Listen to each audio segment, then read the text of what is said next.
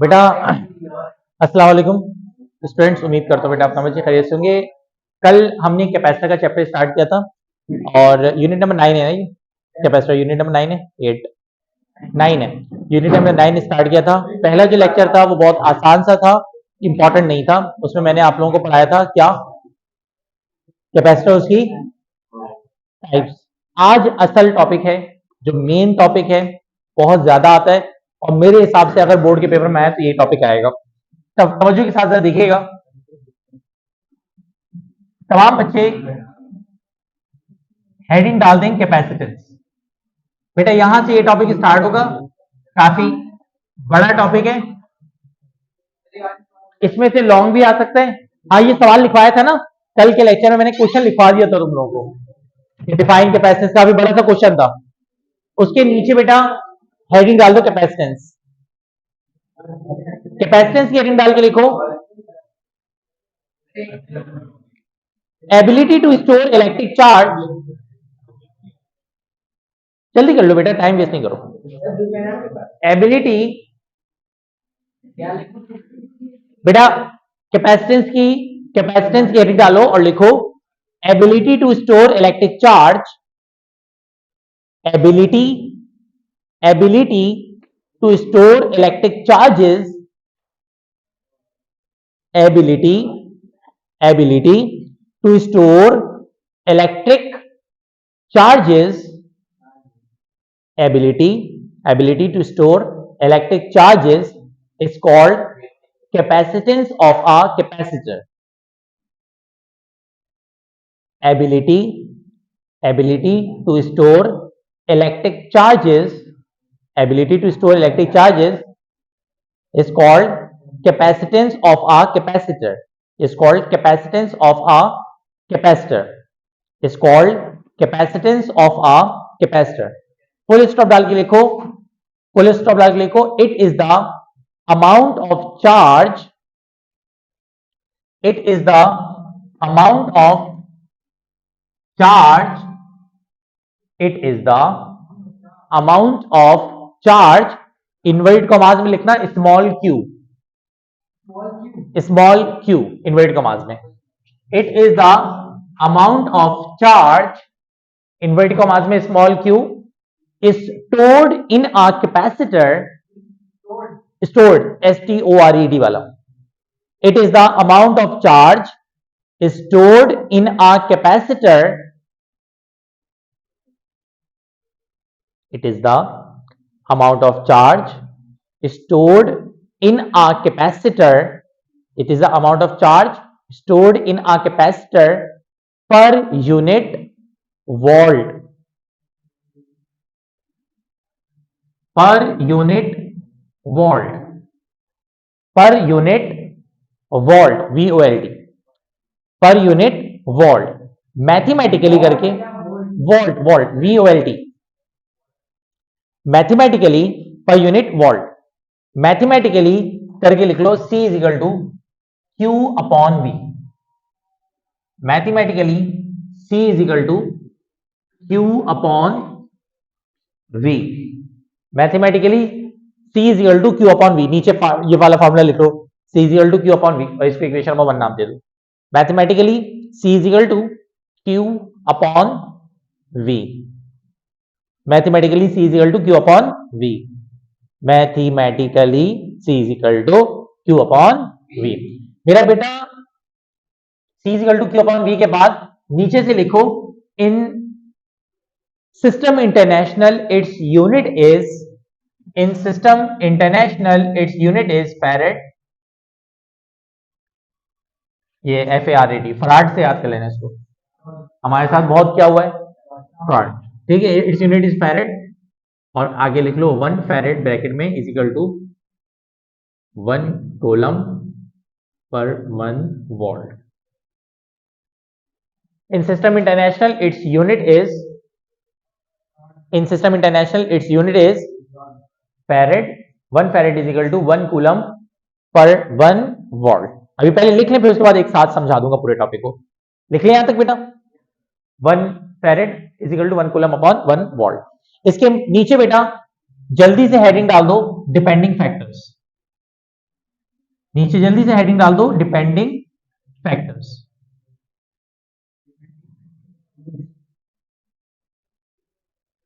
Depending factors,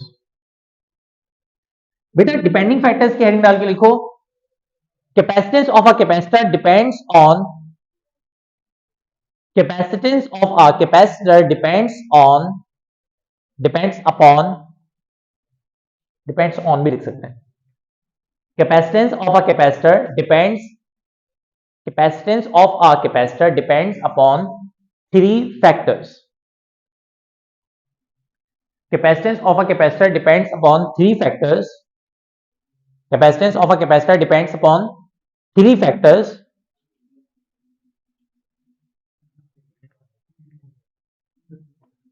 three factor लिख लिया। Three factor के बाद बेटा सामने नंबर 1 पॉइंट करके लिखो, it is directly proportional to the, it is directly proportional to the area of plate, it is directly proportional to the area of plate, it is directly proportional to the area of plates, it is directly proportional to the area of plates, it is directly proportional to the area of plates। लिख लिया। उसके बाद नीचे में लिख लो C is directly proportional to A, it is directly proportional to the area of plates। लिख लिया। नंबर 2 पे लिखो,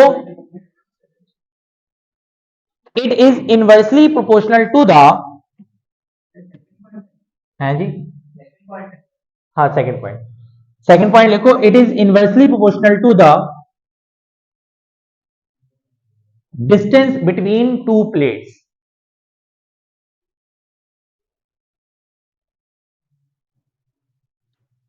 तीन फैक्टर्स थे ना, पहला पॉइंट हो गया, it is directly proportional to the area of plates, it is directly proportional to the area of plates. Number 2 पे क्या लिखोगे, it is inversely proportional to the distance between two plates, C is inversely proportional to 1 upon D लिख लो, C is inversely proportional to 1 upon D लिख लिया। Number 3 पे लिखो, अब थर्ड पॉइंट है बेटा, नंबर 3 पे लिखो, it also depends on the, it also, number 3 point है ये, it also depends on the nature of, it also depends on the nature of dielectric, it also depends on the nature of dielectric place between, it also depends on the nature of dielectric place between two plates।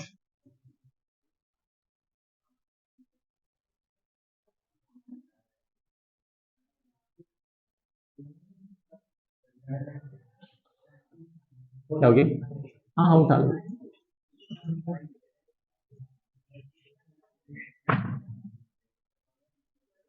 Nature of dielectric place between two plates, nature of dielectric place between two plates, done. अच्छा उसके बाद बेटा ये वाली heading डालो और अब register बंद कर दो इस हेडिंग को डाल के।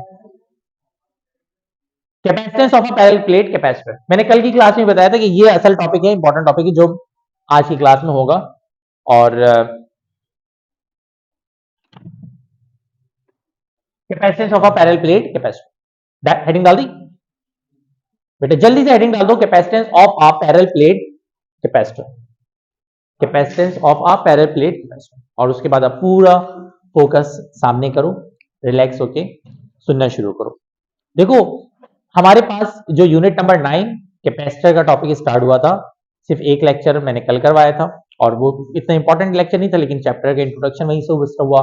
कैपेसिटर मैंने पढ़ाया, फिर टाइप्स ऑफ कैपेसिटर पढ़ाया, कैपेसिटर होता कैसा है ये पढ़ाया।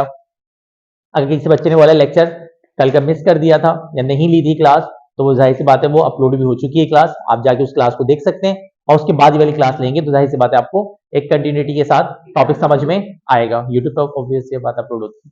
अच्छा अब आपके पास जो है इधर देखो, अब आपके पास आज की जो क्लास है, मुझे पता है कि ये उसूली तौर पे जो आज आप लोग के साथ किया गया बहुत गलत किया गया है और आधे घंटे पहले 1 घंटे पहले आप लोगों को क्लास का मैसेज आया कि ये टाइमिंग है, तो कुछ बच्चे पहुंच पाए हैं, कुछ बच्चे नहीं पहुंच पाए। जो नहीं पहुंच पाएंगे, ये रिकॉर्डिंग मैं करता इसी वजह से हूँ कि वो आराम से, उनको क्लास का लॉस नहीं होगा, रिकॉर्डिंग मिल जाएगी, वो आराम से देख लेंगे क्लास। मेरी वजह से हुआ था क्योंकि मेरे जो है डॉक्टर का जो है अपना एक अपॉइंटमेंट है, मेरा नहीं मतलब मुझे लेके जाना है, तो अब उसमें जो है मेरे लिए दो पॉसिबिलिटी थी, या तो आपकी क्लास क्या कर दूं मैं, कैंसिल कर दूं, या फिर मैं क्लास ले तो लूं लेकिन अर्ली क्लास लेके निकल जाऊं और उसके बाद मैं अपने मामला निपटा दूं। तो मैंने बेहतर यही समझा कि मैं क्लास ले लेता हूं, ताकि वो 3 दिन क्लास होती है, उसमें भी एक दिन क्लास अगर ना हो तो फिर वो एक अच्छा नहीं रहता। तो क्लास हो जाएगी और जिन बच्चों का लॉस होगा वो जाहिर सी बात है आराम से कवर अप कर लेंगे, तो कोई मसले वाली बात नहीं है।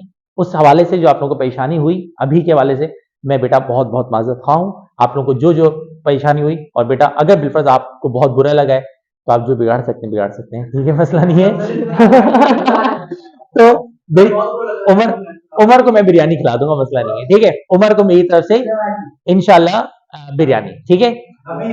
अभी अभी तो मैं डॉक्टर के पास जाऊंगा ना, अभी तो नहीं कर सकते यार। मैंने ना फरहान की बिरयानी का मसला ये बड़ी तारीफ सुनी थी, लास्ट टाइम मैंने ट्राई की लेकिन मुझे पर्सनली तौर पे मुझे अच्छी नहीं लगी फरहान की बिरयानी, मैंने खाई है और इससे अच्छी हमारे एरिया में मिलती है बिरयानी। मैं मुझे अच्छी नहीं लगी बहरल। तो तुम्हारी बात है ना जेडीसी वाली। अच्छा खैर, अब टॉपिक की तरफ आ जाओ। ये जो टॉपिक है ना, बोर्ड के पॉइंट ऑफ व्यू से अगर आप देखें तो पिछले पास्ट 30 ईयर अगर आप देखें, इधर देखें सामने, पास्ट 30 ईयर देखें तो पास्ट 30 ईयर में कम से कम 12 से 15 दफा ये वाला टॉपिक पास्ट पेपर में आया हुआ है, हर साल, एक साल छोड़ के एक साल। अच्छा आप कहेंगे तो हमारे तो ये टॉपिक है ही नहीं कोर्स में, मतलब ये जो बुक है ना, इस बुक में कैपेसिटर का टॉपिक फर्स्ट ईयर में कैपेसिटर का टॉपिक था ही नहीं, तो पास्ट में 15 दफा कैसे आ गया। तो ये कैपेसिटर का सेम टॉपिक सेकंड ईयर में है और यही वाला टॉपिक है, और ये पास पेपर में सेकंड ईयर में कई दफा आता रहा है। तो मैं उसी तरीके से पढ़ाऊंगा, उसी तरीके से इसका लेक्चर होगा। अब होता है क्या है, सबसे पहले कैपेसिटर क्या होता है मैंने बता दिया था, एक डिवाइस जो चार्जेस को स्टोर करती है। कैपेसिटी की कंस्ट्रक्शन क्या होती है मैंने बता दी थी उस दिन क्लास में। कैपेसिटी की कंस्ट्रक्शन पर टाइप्स का भी हो गया था मामला, वो लेकिन इंपॉर्टेंट नहीं था। अब आ जाता है मामला कैपेसिटेंस। देखो कैपेसिटेंस ये टॉपिक स्टार्ट होगा, फिर यहाँ पे बोर्ड पे खत्म होगा पूरा। कैपेसिटेंस, हर जैसे टैंक है, आपके घर में भी टैंक है, मेरे घर में भी टैंक है, तो हर टंकी में पानी जो स्टोर होता है उसकी एबिलिटी अलग होती है। जितना टैंक का एरिया होगा उस हिसाब से उसके अंदर पानी स्टोर होगा। तो वैसे ही हर कैपेसिटर की जो चार्ज को स्टोर करने की कैपेबिलिटी होती है, चार्ज को स्टोर करने की एबिलिटी होती है, वो भी क्या होती है, अलग होती है। And the ability to store electric charges is known as capacitance of a capacitor. कोई भी कैपेसिटर कितनी चार्जेस को स्टोर कर सकता है, ये उस कैपेसिटर की क्या कहलाती है, कैपेसिटेंस कहलाती है। अच्छा, कैपेसिटेंस को आप मेजर कैसे कर सकते हैं, इमेजिन करें हमारे पास मुख्तलिफ कैपेसिटर्स हैं और मुख्तलिफ कैपेसिटर्स को हमने यूनिट वोल्ट दिया। यूनिट वोल्ट का मतलब एक जैसा वोल्टेज, यूनिट वोल्ट एक जैसा वोल्ट, 1 वोल्ट दे रहे हैं तीनों को। अब 3 कैपेसिटर्स को यूनिट वोल्ट दिया, एक कैपेसिटर ने ज्यादा चार्ज स्टोर किया, एक कैपेसिटर ने कम किया और एक कैपेसिटर ने बहुत कम किया। तो आप खुद बताएं कि कैपेसिटेंस इसका मतलब सबसे ज्यादा किसकी है, भाई जिसने सबसे ज्यादा चार्ज स्टोर किया। नतीजा मैं ये कह सकता हूं, इधर देखो, नतीजा मैं ये कह सकता हूं कि कैपेसिटर का मतलब, कैपेसिटेंस का मतलब है कितना चार्ज स्टोर हो रहा है कैपेसिटर में जब उस पर यूनिट वोल्ट अप्लाई किया जा रहा है। इसको अगर इंग्लिश में हम पढ़ें तो इस तरह पढ़ेंगे कि capacitance can also be defined as amount of charge stored in a capacitor per unit volt. अगर यूनिट वोल्ट इसके ऊपर अप्लाई किया जाए तो जितनी कैपेसिटेंस आपके पास, जितना चार्ज स्टोर होता है कैपेसिटर के अंदर, ये उसकी क्या कहलाती है, कैपेसिटेंस कहलाती है। हर चीज की कुछ ना कुछ यूनिट होती है, जैसे रेजिस्टेंस उसकी यूनिट ओम होती है, लेंथ की यूनिट मीटर होती है, वैसी कैपेसिटेंस की यूनिट होती है फैरेड। ये साइंटिस्ट के नाम के ऊपर है। याद मैंने जब अपनी स्टूडेंट लाइफ में किया था तो इसको फ्राड से याद किया था कि कैपेसिटेंस की यूनिट क्या होती है, फ्राड। कैपेसिटेंस यूनिट क्या होती है, फ्राड। तो फ्राड होता रहता है। तो आपके पास जो है ना, फ्रॉड से याद कर लें या फेरेड से याद कर लें, हमें याद करने से मतलब भी फेरेड इसकी यूनिट होती है। अच्छा, 1 फेरेड इक्विवेलेंट इसके आएगा, ये देखो, क्यू की यूनिट क्या होती है, कूलम, और वी की यूनिट क्या होती है, वोल्ट। तो 1 फेरेड किसके बराबर आएगा, कूलम पर वोल्ट के। अच्छा, अब आ जाओ, 3 चीजें याद रखिएगा, कैपेसिटेंस 3 चीजों पर डिपेंड करती है। कल ही बात हुई थी कैपेसिटर जो होता है वो होता है कैसा है। कैपेसिटर ऐसा होता है कि एक प्लेट है, फिर दूसरी प्लेट है, बैटरी से कनेक्ट है, और बीच में आपके पास क्या है, डाइलेक्ट्रिक है। ऐसा ही है। अब मसला क्या है कि अगर बिलफर्ज हम बात करें आपके पास, अगर हम बात करें कि आपके पास इस पे जो कैपेसिटेंस है वो कितनी चीजों पे डिपेंड कर रही है। देखो कैपेसिटेंस जो है ना बुनियादी तौर पे कितनी चीजों पे डिपेंड करेगी, तीन। सबसे पहले एरिया ऑफ प्लेट। भाई अगर प्लेट का एरिया ज्यादा होगा तो खुद समझ गए होंगे आप लोग, कैपेसिटेंस भी क्या हो जाएगी, तो ये चार्ज को स्टोर करने की कैपेबिलिटी क्या हो जाएगी, ज्यादा हो जाएगी।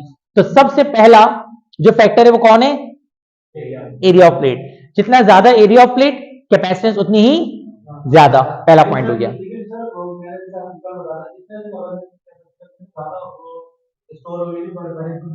देखो उसमें देखो जब वक्त के साथ जो है ना, जैसे मिसाल के तौर पे इसको बिल्कुल इस तरह समझ सकते हो, एक वक्त था कि हमारे पास होती थी हार्ड डिस्क, ठीक है। हार्ड डिस्क से पहले की बात बताऊं तो एक आती थी फ्लॉपी, फ्लॉपी डिस्क कहते हैं, फ्लॉपी कहते थे, मुझे याद नहीं एग्जैक्टली, फ्लॉपी कहते थे क्या कहते थे, फ्लॉपी डिस्क होती थी। वो इतनी बड़ी फ्लॉपी डिस्क होती थी, उसमें पता है वो कितने की होती थी, केबीज एमबीज इस तरह से आती थी। वो फाइल स्टोर करते थे, भाई 4 तस्वीरें इसके अंदर आ गई हैं, भाई ये तस्वीर बड़ी इंपॉर्टेंट है, केबीज में मजाक चढ़ के ऐसे होता था। फिर फ्लॉपीज के बाद कुछ अरसे के बाद जो है ना हमारे पास और चीजें आती गई, फिर वक्त के साथ गुजरते एक यूएसबी आई, यूएसबी आजकल भी है। और आपको पता है यूएसबी के बाद एक और चीज आ गई जिसको कहते हैं मेमोरी कार्ड, एसडी कार्ड कहते हैं। मेमोरी कार्ड आपको पता है वो सिम होती है ना, सिम से भी छोटे, ये तो चुन्ना सा होता है, और उसकी जो मेमोरी आती है वो जीबीज में जा रही है, टीबीज में पता नहीं, मुझे हो सकता है टीबीज में भी आती है। इतनी छोटी सी चीज, इतनी छोटी सी चीज, और उस इतनी सी छोटी सी चीज के अंदर इतना ज्यादा मेमोरी स्टोर हो रहा है। तो होता क्या है कि वक्त के साथ देखो चीजों में जिद्दत आ रही है। अब दूसरी बात ये जो आप बता रहे हो जो सेरेमिक कैपेसिटर इन सब की, तो उनकी जो कंस्ट्रक्शन होती है वो पैरेलल प्लेट कैपेसिटर के मुकाबले में उसमें डिफरेंस है। तो आपके पास वो जो चीज जा रहा है ना कि भाई इतना सा मिसाल के पास सेल है, बैटरी तो वाली भी है और टैबलेट सेल्स भी हैं, टैबलेट सेल्स छोटे से सेल्स हैं वो भी ऑपरेट कर रहे हैं, तो हर चीज की कंस्ट्रक्शन में थोड़ा बहुत डिफरेंस होता है। तो आपके पास यहाँ पे जो मैं एक्सप्लेन कर रहा हूं ना वो कर रहा हूं पैरेलल प्लेट कैपेसिटर को। और जो पैरेलल प्लेट कैपेसिटर है अगर उसकी बात करेंगे तो अगर बिल फर्स्ट प्लेट का एरिया बढ़ेगा, क्योंकि जो कैपेसिटेंस में चार्ज स्टोर हो रहा है वो आपके पास प्लेट्स में हो रहा है, तो अगर एरिया ऑफ प्लेट बढ़ेगा तो कैपेसिटेंस क्या हो जाएगी, ज्यादा हो जाएगी। तो यहाँ पे पैरेलल प्लेट कैपेसिटर की बात हो रही है। अब सेरेमिक कैपेसिटर को डिस्कस किया जाए, फिल्म कैपेसिटर को डिस्कस किया जाए, तो फिर उनको अलग अलग डिस्कस करेंगे तो वो एक अलग पूरा टॉपिक छिड़ जाएगा, ठीक है जी। तो अब पैरेलल प्लेट कैपेसिटर में पहला जो पॉइंट है वो क्या है भाई, समझो मुझ पे रखो, क्या है, एरिया ऑफ प्लेट। जितना ज्यादा एरिया कैपेसिटेंस उतनी ही ज्यादा, और जितना कम एरिया कैपेसिटेंस उतनी कम। दूसरा, अब यहां पे एक बड़ा अहम पॉइंट, डिस्टेंस। अगर हम डिस्टेंस को ज्यादा करें ना, डिस्टेंस को ज्यादा करें तो पता है कैपेसिटेंस क्या हो जाती है, कम। और डिस्टेंस को अगर हम कम करें तो कैपेसिटेंस क्या हो जाती है, ज्यादा। ये बात अगर मैं सुनाऊं और आप एक्सेप्ट कर लें तो बड़ी बात है, लेकिन असल बात पता है क्या, यहां पे एक सवाल आता है कि ऐसा क्यों। ये सवाल है, जेन्युइन क्वेश्चन, कि भाई आप बोल रहे हैं एरिया। अच्छा मैं जब पढ़ रहा था या मैं स्टार्ट में ही समझता था कि भाई चार्ज स्टोर होते होंगे वो प्लेट के बीच में होते होंगे, ये दीवारें हैं जैसे टैंक में पानी स्टोर हो जाता है, चार्जेस तो स्टोर हो रहे हैं कहां पे, बोलो भाई, चार्जेस किस में स्टोर हो रहे हैं, प्लेट्स में। अब मैंने कहा प्लेट का एरिया ज्यादा तो कैपेसिटेंस ज्यादा, प्लेट का एरिया कम तो कैपेसिटेंस कम, ये तो बात काबिल कबूल हो रही है कि भाई प्लेट बड़ा होगा तो चार्जेस ज्यादा स्टोर हो जाएंगे, प्लेट कम होगा तो। मैं कह रहा हूं डिस्टेंस बढ़ाओगे तो कैपेसिटेंस ज्यादा हो जाएगी, डिस्टेंस कम करोगे तो कैपेसिटेंस कम हो जाएगी। ऐसा क्यों, तो इसका रीजन सुनो तवज्जो के साथ। देखो इसका रीजन ये है, डिस्टेंस बिटवीन प्लेट्स, ये दो प्लेट्स लगी हुई है, इसके बीच में क्या है, डाइलेक्ट्रिक। ये डिस्टेंस जितना कम होगा कैपेसिटेंस उतनी ही ज्यादा होगी, और ये डिस्टेंस जितना बढ़ेगा कैपेसिटेंस उतनी क्या हो जाएगी, कम। इसका रीजन भी सुन लो। इसका रीजन ये है, इसका रीजन ये कि जब हम डिस्टेंस को कम करते हैं ना, तो जितना हम डिस्टेंस कम करेंगे, जितना हम डिस्टेंस क्या करेंगे, कम, तो याद रखिएगा पॉजिटिव और नेगेटिव चार्ज की पोलैरिटी में कॉन्ट्रैक्शन उतनी ज्यादा आएगी, कॉन्ट्रैक्शन उतनी क्या आएगी, ज्यादा। क्योंकि अगर हम प्लेट को दूर कर रहे हैं, ये पॉजिटिव और ये नेगेटिव है, पॉजिटिव और नेगेटिव एक दूसरे को अट्रैक्ट करते हैं, अगर ये दूर दूर है तो पॉजिटिव और नेगेटिव के दरमियान अट्रैक्शन भी क्या होगी, कम। जब अट्रैक्शन कम होगी तो पॉजिटिव चार्जेस और नेगेटिव चार्जेस खुले खुले रह सकते हैं, दूर दूर रह सकते हैं। लेकिन जैसे जैसे मैं इनको करीब करता रहूंगा, जैसे जैसे मैं इनको करीब करता रहूंगा तो चार्जेस समेट के सुकड़ के क्या आते जाएंगे, करीब आते जाएंगे। जब करीब आते जाएंगे तो आपके पास जो चार्जेस हैं क्योंकि उनकी पोलैरिटी में, क्योंकि उन पे फोर्स ऑफ अट्रैक्शन बढ़ गई है, इस वजह से वो क्या आएंगे, करीब, और जितना वो करीब आएंगे तो बाकी चार्जेस को स्टोर करने की पॉसिबिलिटी उतनी क्या हो जाएगी, ज्यादा। इसको इस तरह समझ लो, जरा समझिएगा मेरी बात को। इमेजिन करो मैं एक ताकत हूं और मैं आप तमाम बच्चों पे फोर्स ऑफ अट्रैक्शन लगा रहा हूं, ठीक है, और आप सब चार्जेस हैं, सब तो तवज्जो के साथ सुनते रहिएगा। अगर मैं आपसे दूर हूं, मैं जो फोर्स लगाने वाली कुवत है, कुवत लगाने वाली फैक्टर कौन है, मैं अगर दूर हूं, आप खुले खुले बैठे हैं। लेकिन अगर सपोज करें कि आप तमाम के तमाम बच्चों पे मैं फोर्स लगाऊं और इमेजिन कर लो एक डोरी से आप सारे बच्चे मेरे से खींचे हुए, तो मैं अगर फोर्स ज्यादा लगा रहा हूं तो मैं डोरी से और तेज खींचूंगा, जितना तेज खींचूंगा आप आपस में उतने क्या आते जाएंगे, करीब क्लोज होते चले जाएंगे। तो इसका मतलब क्या होगा कि जब मैं यहाँ पे फोर्स ज्यादा लगाऊंगा आप कम क्लोजर हो जाएंगे, कम क्लोजर होंगे तो क्लास के अंदर और भी जगह बन जाएगी, यानी मजीद बच्चे भी थ्रू से जा सकते हैं। बात समझ में आ रही है? इसी इसी तरीके से यहाँ पे सीन है, होता है ना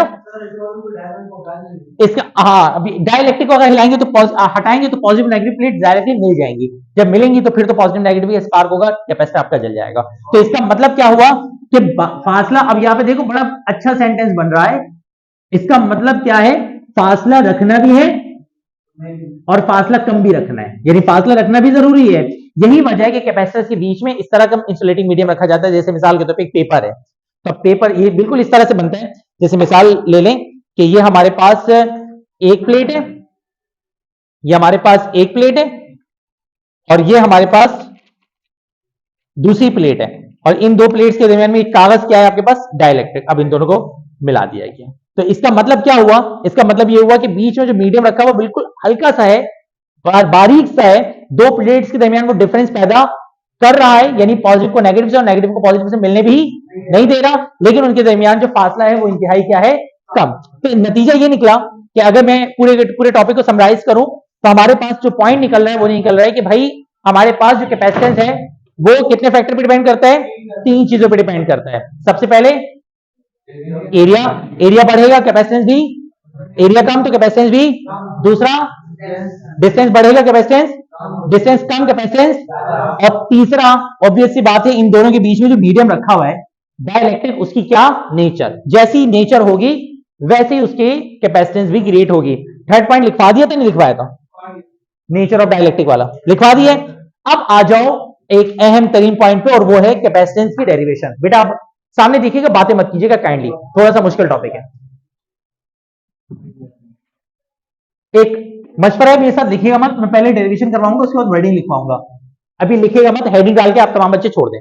बेटा आप ये तो तमाम बच्चे जानते हैं कि कैपेसिटेंस का फॉर्मूला क्या है, Q अपॉन बी, और इसको मैंने नाम दे दिया इक्वेशन नंबर किसका, 1 का, यहां से हटा दिया मैंने। C इज इक्वल टू क्या है, Q अपॉन V। मैं फिर बता रहा हूं, इससे पहले मैं वर्डिंग लिखवाऊंगा, भी लिखेगा मत मेरे साथ। C इज इक्वल टू होता है Q अपॉन V। अब यहां पर C के साथ कितने फैक्टर हो गए, दो, Q और V। तो अब हम क्या करेंगे, बारी बारी, एक दफा हम करेंगे कैलकुलेशन ऑफ Q, उसके बाद हम कैलकुलेशन किसकी करेंगे, V, और दोनों वैल्यूज यहां पे क्या करेंगे, पुट, और हमारा आंसर आ जाएगा। अब सबसे पहले कैलकुलेशन ऑफ Q के लिए याद रखिएगा एक चीज होती है जिसे कहते हैं सरफेस चार्ज डेंसिटी। याद रखें, surface charge density, surface charge density जिसको कहते हैं हम सिग्मा, बराबर होता है Q अपॉन A के। सिग्मा सरफेस चार्ज डेंसिटी का मतलब क्या होता है कि किसी भी एरिया पे कितने चार्जेस मौजूद हैं, किसी भी एरिया पे कितने चार्जेस मौजूद हैं, ये कहलाता है सरफेस चार्ज डेंसिटी। तो सरफेस चार्ज डेंसिटी बराबर होता है Q अपॉन A के। तो इसका मतलब नेक्स्ट स्टेप में Q किसके बराबर हो जाएगा, सिग्मा इंटू ए वहां चला गया, Q अकेला हो गया, सिग्मा इंटू ए। अच्छा, अब यहां पर ये जो सरफेस चार्ज डेंसिटी है इसमें Q की वैल्यू आ गई सिग्मा इंटू ए, इसको मैंने नाम क्या दे दिया, इक्वेशन नंबर 2 का। किसका बंदोबस्त हो गया, बोलो भाई, Q का बंदोबस्त हो गया। अब किसका करना है, V का। आइए अगली हेडिंग डाल दें, कैलकुलेशन ऑफ क्या, V। मेरा बेटा V की कैलकुलेशन करने से पहले मैं आपको एक चीज बता दूं, और वो ये कि since electric intensity is equal to V upon D, electric intensity V upon D के बराबर होती है। इलेक्ट्रिक इंटेंसिटी जो बराबर होती है वो किसके बराबर होती है? V upon D. Electric intensity V upon D के इक्विवेलेंट होती है। अच्छा, अब E equal to V upon D हो गया, हमें कैलकुलेशन किसकी करनी है? हमें कैलकुलेशन तो किसकी करनी है? V की। तो जरा बताओगे V इक्वल टू क्या हो जाएगा? E multiply by D. V equal to क्या हो जाएगा? E multiply by D. अच्छा, अब बेटा हाँ, अभी रुक जाओ, इतनी जल्दी नहीं होगा। E इलेक्ट्रिक इंटेंसिटी है, और याद रखना अगर दो ऑपोजिट प्लेट्स हो, अगर दो opposite, V equal to E upon D, E into D हुआ है, दो ऑपोजिट प्लेट्स में, क्योंकि यहां पे दो ऑपोजिट प्लेट्स होती हैं कैपेसिटर में।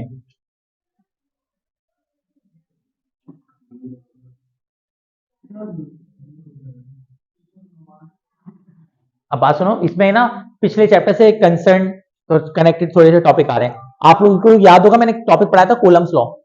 कूलम्स लॉ में एक चीज आई थी परमिटिविटी, जिसमें बताया था मैंने परमिटिविटी बराबर होती है एप्सिलॉन नॉट एप्सिलॉन आर के। थोड़ा बहुत याद हो, इलेक्ट्रिक फील्ड वाले चैप्टर में पढ़ाया था। ई बराबर होता है सिग्मा अपॉन एप्सिलॉन के, अगर दो अपोजिट प्लेट्स हो। कितने अपोजिट प्लेट्स हो? दो। तो सिग्मा अपॉन एप्सिलॉन के बराबर होता है इलेक्ट्रिक इंटेंसिटी। अच्छा, तो जरा बताओ V is equal to sigma upon में क्या आएगा? एप्सिलॉन, और साथ में क्या आ जाएगा? डी। अभी सुनते रहिएगा बेटा, हमारे पास नेक्स्ट स्टेप में V इज इक्वल टू हो जाएगा सिग्मा, सिग्मा डी, इधर देखो बेटा, सिग्मा डी, और साथ में और एप्सिलॉन आर। काइंडली बातें नहीं करो बेटा, मैं नहीं चाह रहा वीडियो के दरमियान आप लोगों को डालूं। तो आपके पास ये जो है ना, याद रखिएगा, ये जो एप्सिलॉन होता है ये बराबर होता है epsilon naught into epsilon R के। ये डायरेक्ट अगर समझ में नहीं आ रहा तो आपको याद करने की जरूरत होगी चैप्टर नंबर लास्ट चैप्टर में जब कूलम्स लॉ पढ़ाया था, तो मैंने एप्सिलॉन नॉट एप्सिलॉन आर ये सब तरीके से आप लोगों को ब्रीफ किया, अगर आप लोगों को याद हो। तो epsilon naught into epsilon R के बराबर होता है। और भैया ये भी बंदोबस्त हो गया किसका? अब सेंटेंस देखिएगा, मैं क्या करूंगा, मैं करूंगा पुटिंग द वैल्यूज ऑफ क्या क्या Q and V from equation 2 and 3 in equation number 1 we get. ये कौन खानदानी तौर पे गधे चलाने वाला है यहाँ पर? ये इस तरह से आवाजें पता है को गधे चलाते हैं ना, वो निकालते हैं।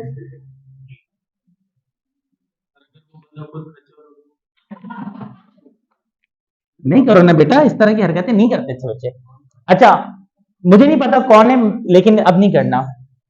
आपके पास इक्वेशन नंबर 1 इंप्लाइज दैट। अभी इधर देखो बेटा, बताओ सी की जगह क्या आएगा? सी की जगह डी आ जाएगा, सी की जगह सी, क्यू की जगह क्या आएगा? सिग्मा ए, सिग्मा ए, और सिग्मा डी अपॉन, इस सिग्मा से ये सिग्मा मल्टीप्लाई कर रहा है या कैंसिल होगा? क्या हो जाएगा?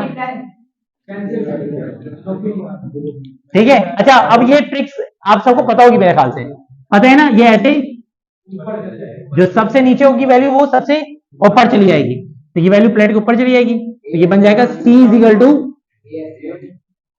ए एप्सिलॉन नॉट एप्सिलॉन आर, और अपॉन में क्या आ गया? डी। अच्छा, एक मिनट, अभी ये टॉपिक जो है इसको फिनिश करना जरूरी है।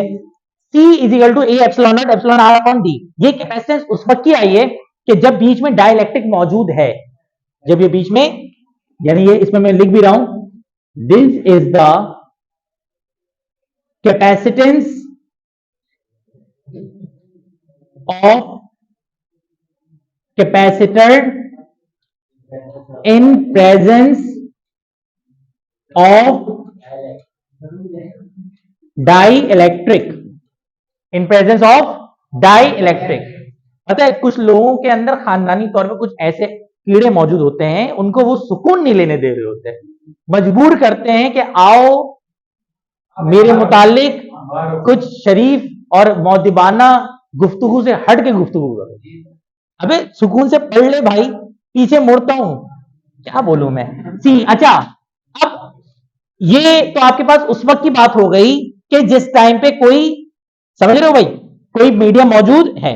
सपोज करो if air is placed as dielectric. अब देखते हैं आप में से कितने बच्चे बता पाते हैं।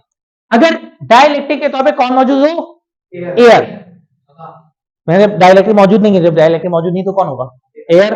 तो बताओ क्या फर्क है?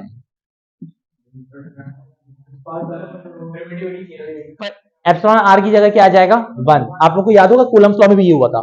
कूलम्स लॉ में भी एप्सिलॉन आर की जगह पुट किया था 1, अगर दो चार्जेस के दरमियान क्या मौजूद हो? एयर। याद आ रहा है?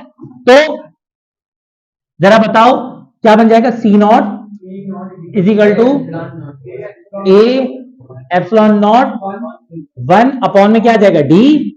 तो फाइनली ये बन जाएगा, इसके आगे यहां लिख दे रहा हूं, C naught is equal to A epsilon naught और अपॉन में क्या आ जाएगा? अच्छा एक बात बताओ,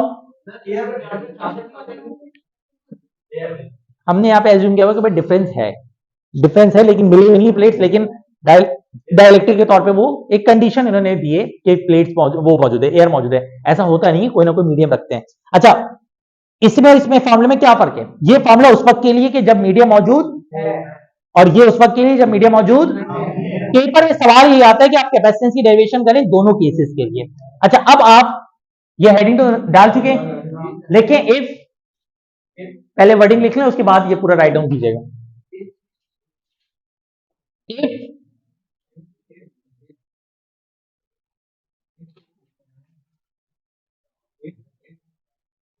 Q amount of charge, invert के बाद में Q, if Q amount of charge, if Q amount of charge stored in a capacitor, if Q amount of charge, if Q amount of charge stored in a capacitor, if Q amount of charge stored in a capacitor, when potential difference, when potential difference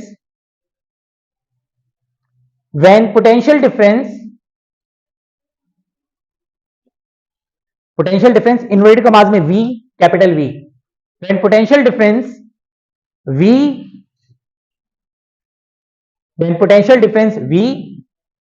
is applied, potential difference V is applied on parallel plate capacitor, applied on parallel plate capacitor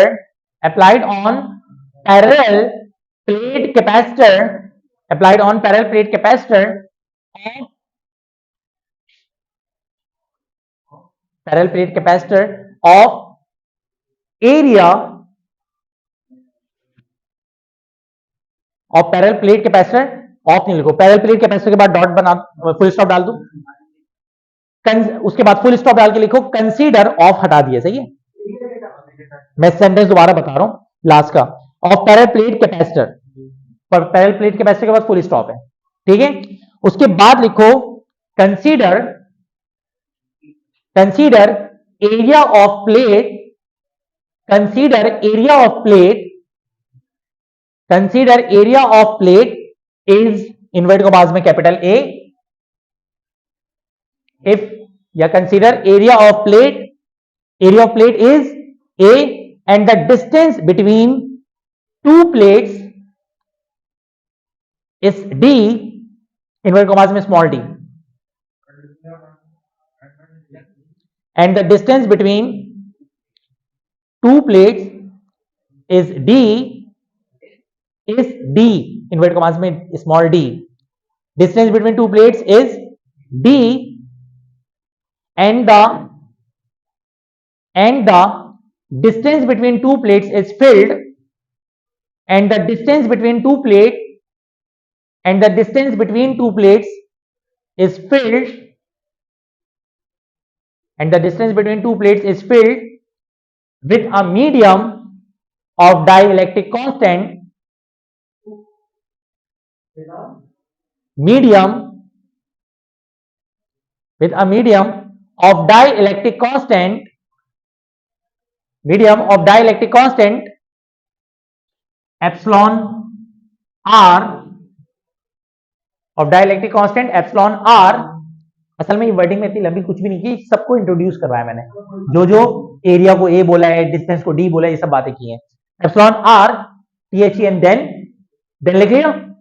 then करने के बाद लिख लिया ना भाई, then करने के बाद यहां से स्टार्ट करो और कहां पे खत्म करो बेटा, यहां पर. फॉर ये काइंड इंफॉर्मेशन, ये टॉपिक अभी ये भी खत्म नहीं हुआ, इसमें 2 लाइनें बाकी हैं.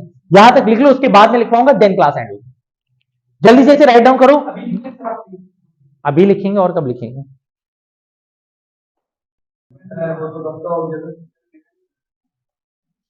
जो लिख रहे हैं बेटा लिखते रहे, मसला नहीं.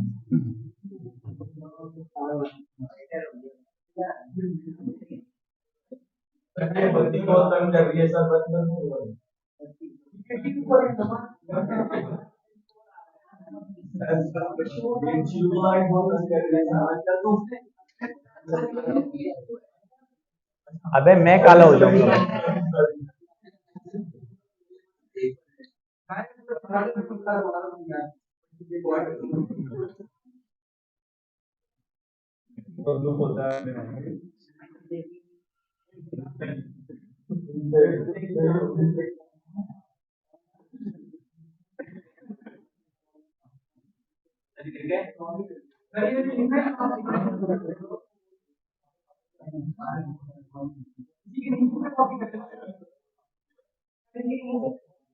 बेटा यहां तक लिख लो, और यहां तक लिखने के बाद ये 3 स्टेप्स अलग से लिखना.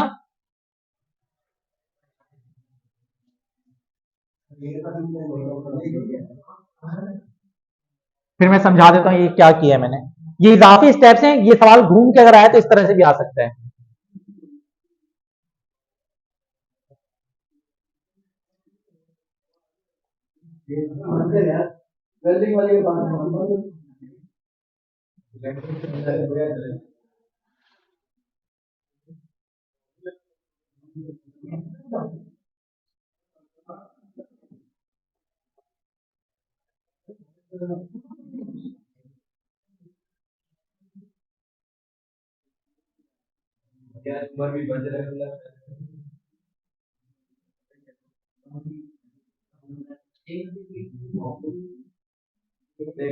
चुप हो जाते हैं, काम करने क्रिकेट बचेगा.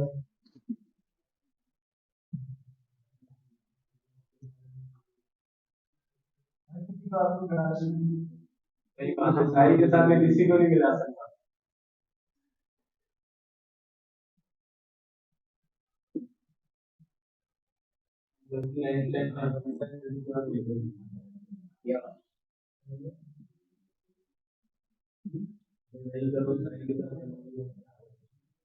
बेटा अब 1 मिनट के लिए जरा इस पॉइंट को भी डिस्कस कर लेते हैं और उसके बाद इजाजत. बेटा वैसे 99% जो क्वेश्चंस आते हैं वो यहीं तक आते हैं. This is the expression for capacitance in presence of medium, and this is the capacitance of capacitor in presence of air as a medium या air as a dielectric. Then एक चीज है, सी का फॉर्मूला क्या है जरा देखना, A epsilon naught epsilon R upon D. तो A epsilon naught upon D, जरा चेक करो, ये देखो A epsilon naught upon D किसके बराबर है? बोलो भाई किसके बराबर है? इसका मतलब ए एप्सिलॉन नॉट अपॉन डी की जगह मैं क्या लिख सकता हूं? तो ये देखो A epsilon naught upon D की जगह पे मैंने क्या लिख दिया? Epsilon R. ऐसी आ गया. अब सुनते रहिएगा, एप्सिलॉन आर को अगर बिल फर्ज में अकेला करता हूं तो सी नॉट मल्टीप्लाई करें आगे क्या करेगा? तो epsilon R C upon C naught के बराबर हो गया. इसका मतलब क्या हुआ? Relative permittivity is the ratio of capacitance of a capacitor in presence of medium to the capacitance of capacitor in presence of air as a dielectric. ये बात समझ आ गई? अब होता क्या है, ये वाला सवाल अगर मुश्किल पेपर बना ना, मुझे नहीं लगता कि ये वाला सवाल इस साल इतने मुश्किल करके आएगा, हो सकता है आ जाए, लेकिन अगर मुश्किल तरीन पेपर बना तो ये वाला सवाल इस तरह आ सकता है कि prove that relative permittivity is the ratio of, या प्रूव करें epsilon R is equal to C upon C naught, ये इस तरह प्रूव आ जाए। अगर ये आएगा तो फिर आपको क्या करना पड़ेगा, इसके बाद ये वाले स्टेप्स भी क्या करने होंगे, उसके बाद ही आपको नंबर मिलेंगे। मेरे ख्याल से समझ में आ गया होगा, ये 3 इजाफी स्टेप्स हैं। वैसे क्वेश्चन यहां पे खत्म हो गया है। क्या पूछ रहे हो, कौन सा, ये चंदा ए एप्सिलॉन नॉट अपॉन डी पूरा किसके बराबर था, तो A epsilon naught upon D पूरे की जगह पे क्या आ गया, और एप्सिलॉन आ रहा है। क्लियर है, यहां पे आगे हमारा टॉपिक खत्म हो जाता है। अब इस चैप्टर के अंदर सिर्फ और सिर्फ 2 क्वेश्चंस बच गए, या एक क्वेश्चन को बचा है, और उसके साथ हमारा ये चैप्टर क्या हो जाएगा एंड। अपना बहुत सारा ख्याल रखिएगा स्टूडेंट्स, मिलते हैं ब्रेक के बाद, अल्लाह हाफिज। कोई सवाल तो नहीं है?